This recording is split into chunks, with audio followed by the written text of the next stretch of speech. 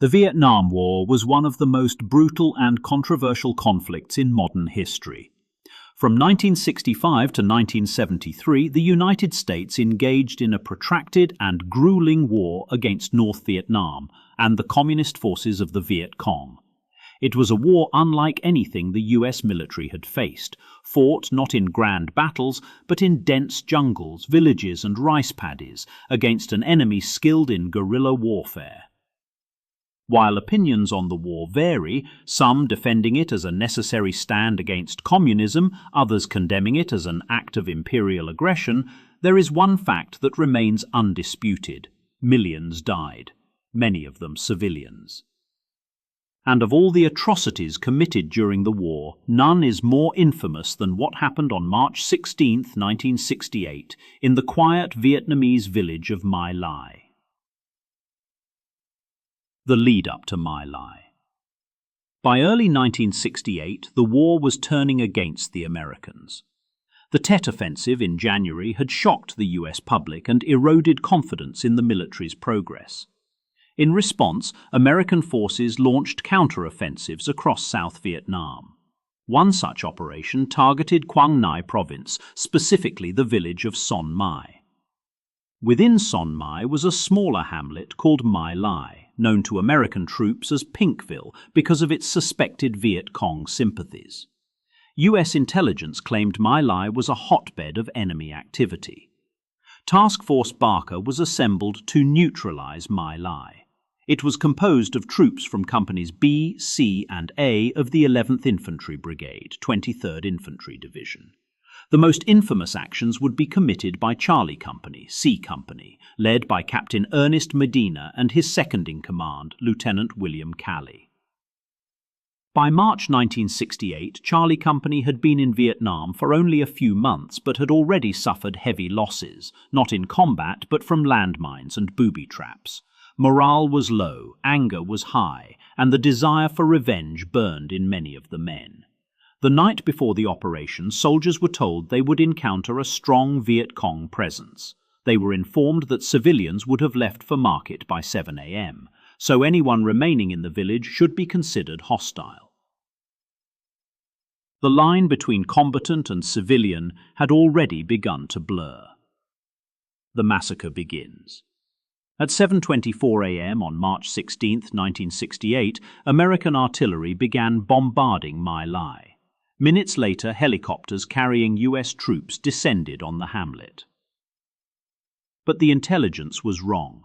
There were no enemy fighters in My Lai that day, no weapons stockpiles, no hidden guerrillas, only unarmed villagers, farmers, women, elders and children still in their homes, confused and terrified by the sudden military assault. Initially, villagers greeted the Americans with confusion and fear.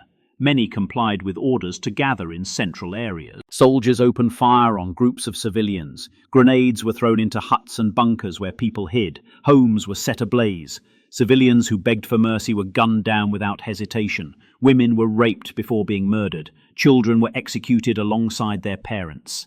Lieutenant Calley played a central role. He ordered dozens of villagers to be herded into an irrigation ditch and then ordered his men to open fire. Calley himself emptied his rifle into the crowd. By the end of the day, 504 civilians were dead, many of them women, children, and even infants. At least 17 pregnant women were among the dead. Some children were shot while trying to crawl away from the bodies of their mothers. Company B, operating nearby, carried out a smaller but still horrific massacre of their own, killing dozens more. The heroes who tried to stop it. Amid the horror, 3 men stood out for their courage. Warrant Officer Hugh Thompson Jr., along with crewmen Lawrence Colburn and Glenn Andriota, were flying reconnaissance when they realized what was happening on the ground. Thompson landed his helicopter between American soldiers and a group of terrified civilians hiding in a bunker. He ordered his crew to fire on any Americans who attempted to harm the villagers. They managed to evacuate several civilians and even rescued a young boy from a pile of bodies. Their bravery saved lives, and their testimony would later help expose the massacre. The cover-up and revelation. Despite the scale of the massacre, the US military attempted to cover it up. Initial reports claimed that American forces had killed 128 Viet Cong, no mention of civilian deaths. Captain Medina was even recommended for promotion. The troops were congratulated for their success. But the truth could not be buried forever. Sergeant Ron Ridenour, a soldier not present at My Lai but who had heard first-hand accounts, launched a personal campaign to bring the story to light. He sent letters to Congress, the Pentagon, and the President. In late 1969, investigative journalist Seymour Hersh broke the story. Soon after, photographs taken by Army photographer Ronald Haberle showing piles of civilian corpses and scenes of unimaginable horror were published in Life magazine. The American public was horrified. The My Lai massacre became a symbol of everything wrong with the war. Yet many still denied it had happened at all. The aftermath. In the end, 26 soldiers were charged. Only one, Lieutenant William Calley, was convicted. In 1971, he was found guilty of murdering 22 civilians and sentenced to life in prison. Public outrage followed, not at the massacre, but at the conviction. Many saw Calley as a scapegoat. A Gallup poll found that 79% of Americans disapproved of his sentence. Just 3 days after his conviction, President Richard Nixon ordered that Calley be released to house arrest. He served only 3.5 years before being fully pardoned. Meanwhile, the men who tried to stop the massacre, Thompson, Colburn, and Andreotta, received little recognition. Thompson was awarded a medal that distorted the truth, prompting him to throw it away in disgust. Andreotta was killed in action later that year. It wasn't until 1998, 30 years later, that the three were properly honored with the Soldier's Medal. A legacy of questions. The My Lai massacre was not just a tragedy, it was a turning point.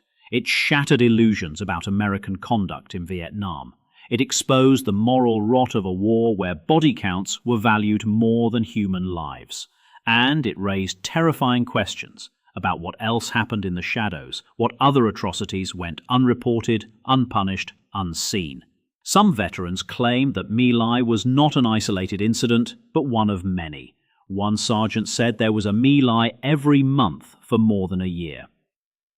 To this day, the My Lai massacre stands as a stark reminder of the cost of war, not just in lives lost, but in humanity forsaken.